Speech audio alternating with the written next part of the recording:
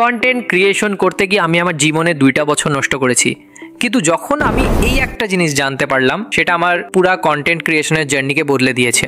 তারপর থেকে আমি এমন একটা করে একটা ভাইরাল ভিডিও বানাতে পারছি। সেই একটা জিনিস কি সেটা বলার আগে এটা জেনে নেন, 2005 সালে কাদের কন্টেন্ট বানানো উচিত, আরও বেশি জরুরি কাদের উচিত না। সবাই বলছে কন্টেন্ট ক্রিয়েটর হতে, এখন 50 মিলিয়ন কন্টেন্ট ক্রিয়েটর আছে অনলাইনে, আর এদের মধ্যে 39 মিলিয়ন মানুষ এই কন্টেন্ট ক্রিয়েশন একদম ভুলভাবে করছে। সত্যি চাকরি করে আসা মানুষও কন্টেন্ট বানাচ্ছে, ডেলিভারি করতে করতে কন্টেন্ট বানানো হচ্ছে, মানুষ নিজের ম্যারেজ লাইফের কন্টেন্ট বানাচ্ছে, আর বাচ্চারা তো কন্টেন্ট বানিয়ে মিলিয়নিয়ার হয়ে গেছে। এটা কেন হচ্ছে? কারণ সবার হাতে ইন্টারনেট এসেছে? না, আসল কারণ এটা নয়। আসল কারণ হলো বর্তমান ইকোনমিতে ক্রিয়েটার না হলে টিকে থাকাই কঠিন। আর এখানে ক্রিয়েটার বলতে শুধু ইনফ্লুয়েন্সার বোঝাচ্ছি না, ক্রিয়েটার মানে যে কেউ যিনি কিছু তৈরি করেন, একজন ফ্রিল্যান্সারও ক্রিয়েটার, ব্লগ লেখকও ক্রিয়েটার, একজন এডিটরও ক্রিয়েটার, শুধু অন্য কাউকে কামাতে দেখে নিজে শুরু করে দিচ্ছে। আপনিও কি কন্টেন্ট ক্রিয়েশন শুরু করতে চান? তাহলে ভিডিওটা সম্পূর্ণ দেখুন।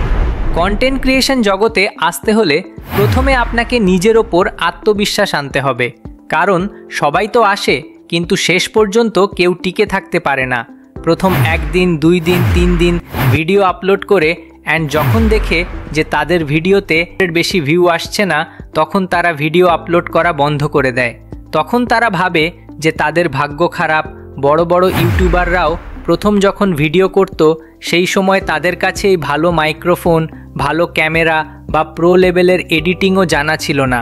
তাই হতাশ না হয়ে ভিডিও আপলোড করা চালিয়ে যাও, আর বিশেষ করে আপনার ভিডিওর কোয়ালিটি ভালো হতে হবে এবং সবার থেকে ইউনিক কিছু করতে হবে। তাহলে চল আমি আমার 2 বছর কেন নষ্ট করেছি সেটা বলা যাক। আমি সবসময় চাইতাম যে আমি শুরু থেকেই সব কিছুতেই এক্সপার্ট হব, আর এটাই ছিল আমার ভুল ধারণা। শেখার কোনো দিনই শেষ হয় না, তাই আপনি যতটুকু জানেন ততটুকু দিয়ে শুরু করুন। যেমন ধরুন আপনার বয়স 18 বছর, আপনি যা জানেন তা 5 বছরের বাচ্চা কিন্তু জানে না। তাহলে 5 বছরের বাচ্চা কী ধরনের ভিডিও পছন্দ করে তা নিয়ে কিন্তু চাইলে আপনি ভিডিও বানাতে পারেন। সো নাও তো এখন আমি বলবো কিভাবে আপনাদের ইউটিউবে সঠিক নিয়মে ভিডিও আপলোড করতে হবে। লংস ভিডিওর জন্য এই 5টি বিষয় খেয়াল রাখতে হবে।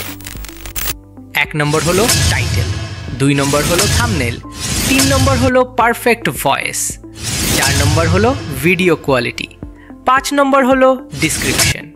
শর্ট ভিডিওর জন্য টাইটেল ও ডিসক্রিপশনের উপর বেশি নজর দিতে হবে। আপনি নিশ্চয়ই শুনেছেন অনেক ক্রিয়েটররা বলেন আমাদের কনসিস্টেন্ট হয়ে বেশি ভিডিও আপলোড করা উচিত, কিন্তু প্রশ্ন হলো তারা কি কনসিস্টেন্ট? একেবারেই না, কারণ তারা জানে কোয়ান্টিটি কন্টেন্টের চেয়ে কোয়ালিটি কন্টেন্টে বেশি ভিউ আসে। সেই জন্য তারা কখনো এক ভিডিও তৈরি করতে 1 মাস বা তার বেশি সময়ও দিতে পারে। এতে তাদের ভিউজ বেশি আসে এবং তারা অনেক অ্যাপ্রিসিয়েশনও পায়। আর আপনাকে তো অ্যাপ্রিসিয়েশন পাওয়ার কথা ছেড়ে দিন, ভিউজও ঠিকমতো আসে না। কেন? কারণ ভিডিও বানানো এক কথা আর কোয়ালিটি ভিডিও বানানো আর এক কথা।